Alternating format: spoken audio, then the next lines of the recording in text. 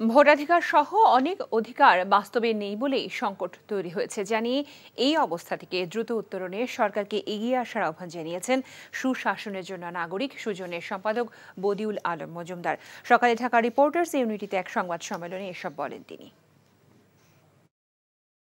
এই যে ভোটাধিকার নাই বলে, সরকারের কোনো জবাবদিহিতা নাই বলে এবং সরকারের জনসমর্থন, সরকারের জনগণের সম্মতিতে নির্বাচনের জনগণের সম্মতিতে আসে যে তারা ক্ষমতায় আসে নাই বলেই তারা বল প্রয়োগের মাধ্যমে সমস্যার সমাধানের চেষ্টা করছে। তো আমাদের এখন শুধু উপসর্গ নয়, আমাদের রোগের চিকিৎসা করতে হবে।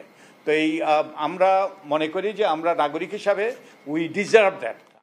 এখন জন্ম সনদ দিয়ে খোলো বিকাশ স্টুডেন্ট অ্যাকাউন্ট। নিজের বিকাশ নিজে কর।